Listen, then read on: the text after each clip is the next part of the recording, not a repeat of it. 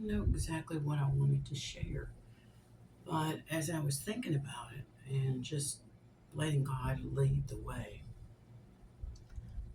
um, some thoughts came to me, and I was led to this scripture, and I'm going to read it right quick to you. This is my new Bible, and so far I'm enjoying it. Your way was in the sea, your path in the great waters, and your footsteps were not known.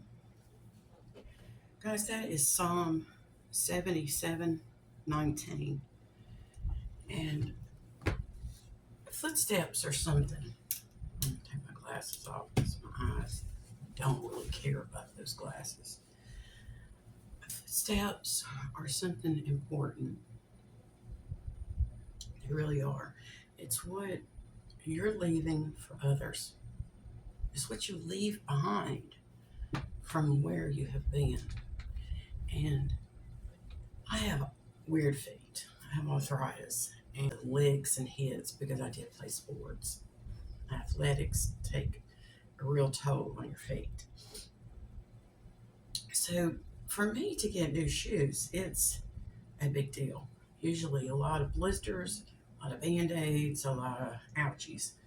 So when I um, get new shoes, I have to really think about it. And I usually pay a little bit more than just going to, like the average store. I have a larger size shoe to purchase, and it's not big. It was big when I was growing up, but there were uh, girls or young ladies in my age group. They had bigger feet. They were a little bit taller, but um, shoes are something that are really important.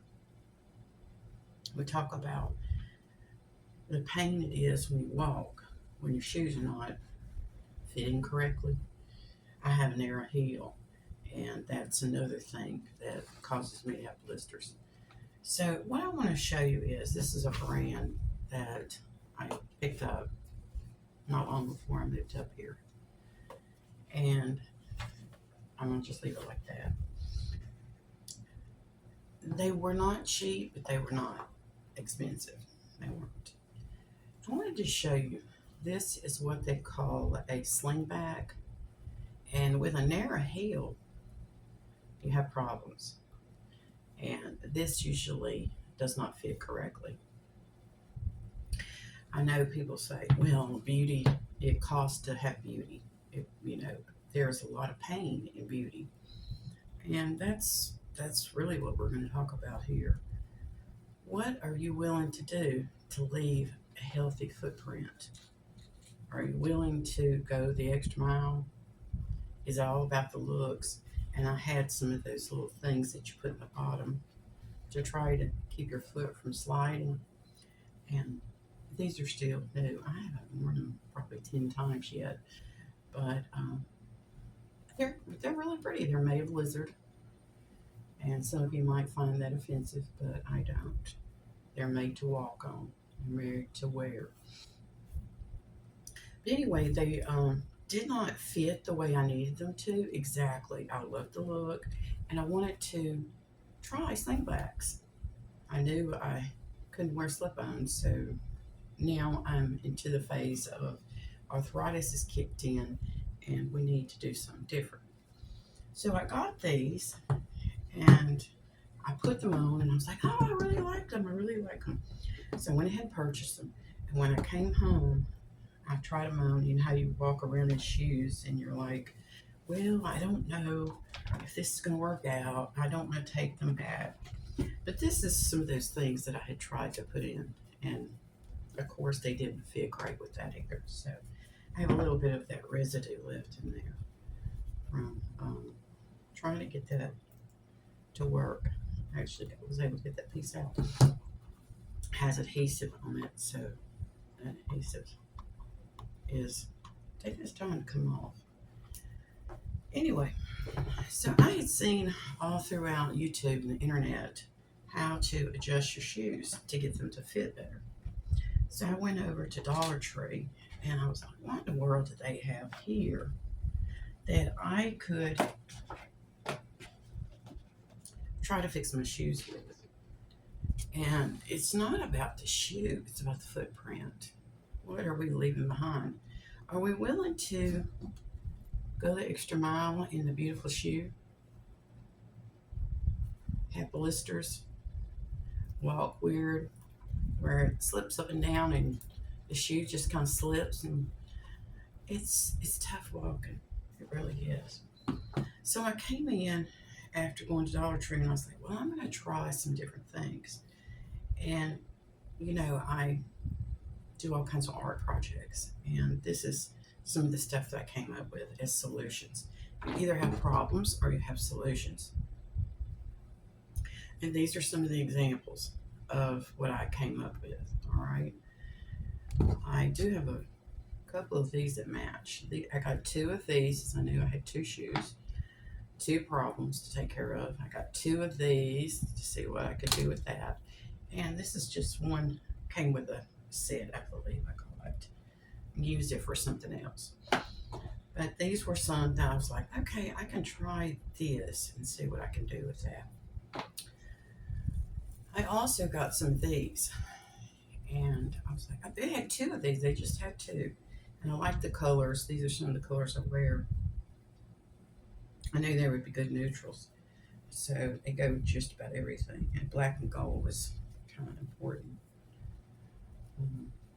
Anyway, you can do all kinds of things with these. And I was like trying to figure out how to take the shoe. I think I'm going to put the lid on this. Let's see if I can get it where you can see.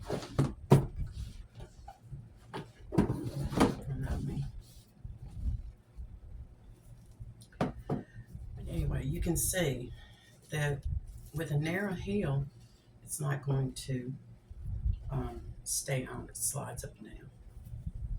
So what I did was, okay, imagine that you're going to put this on your wrist as a bracelet and you just tie it. You could do that. Or you can put it around your ankle just like that and wear it as a bracelet on your ankle, an ankle bracelet. So what I got to do that night, I was just playing around like I'm showing you here. And I was like, wait a minute. And I have this ability to see things that are not there. So I started playing around with it. And I was like, okay, I may have to adjust this.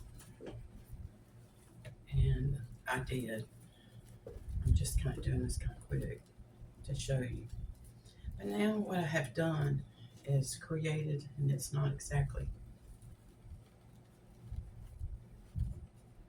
Okay, it's not going to be perfect because I don't have the shoe on. But I'm just showing you that you can tie it like that around your ankle. All right. And then it secures your shoe. All right. That one turned out really cute. I have worn it to church. It depends on what I'm wearing, what look I'm going for. But this right here, there's a reason for this.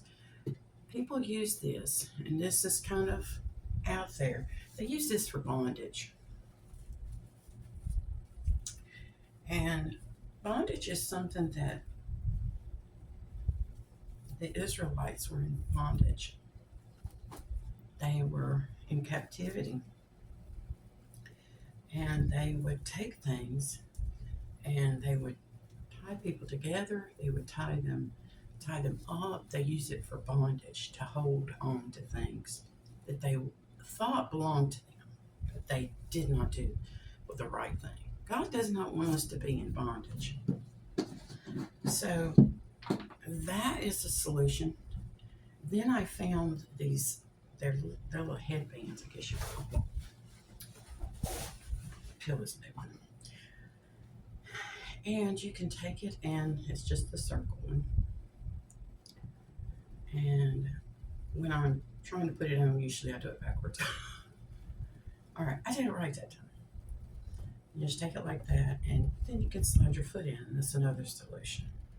All All right, it's another solution. What I want you to see is that we can take what was meant for harm, what was meant to hold on and to control and to keep you from being where you need to be, and them just being in control of you. And you can say, hey, I'm not going to put up with it anymore. I'm not going to be handled incorrectly. I'm not going to be mistreated like the Israelites were in captivity. They were abused, they were used to serve someone else's purpose, and it was nothing but Satan. Nothing but Satan. So today, I want to just show you. I'm just going to show you the skinny little band here, and it's a hair band. You can do something with your hair. It has a little clamp on it, and you just slide it through there. If you put it on there right, now I don't have my readers on. If you put it on there right, it will just slip through there. Now, if you're wearing jeans or whatever, you can do it like that. Just slide your foot in this part and then into the shoe, and then it won't come off. It doesn't slip and slide like it did before. And this one is the same theory. And you just take it like this and put it under here, and then it secures your shoe. All right.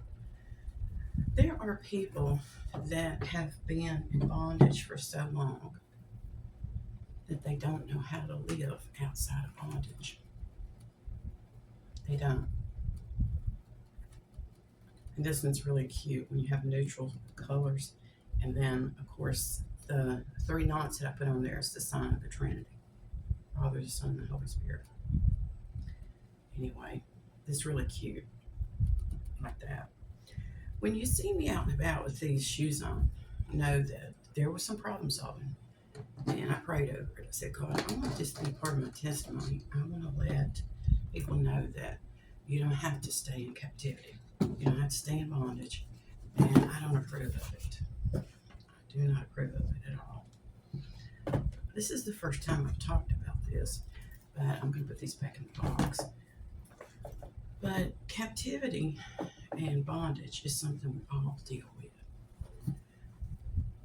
I know that employers can be that way. So controlling. So absolutely controlling. They want you to do what they tell you to do. Nothing more, nothing less. And relationships, controlling. They can be. But they shouldn't be. There is hope for those that have gone through bondage, that have not known to run to the Bible.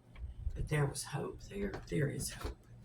And it's about our footsteps. It's not where we were, but it's where we're going. I'm going to read just a little bit more here. Let's see if I can find this. You led your people like a flock by the hand of Moses and Aaron. God is leading each one of us, whether we want to acknowledge him or not. He's leading us. He's led me to talk to you about this today. I didn't know if I would ever talk about it. But there are people that are living in captivity. They're living in bondage. And they need to know that there is hope, there is a future, and that there are people out there that care about them. And we are one of those people.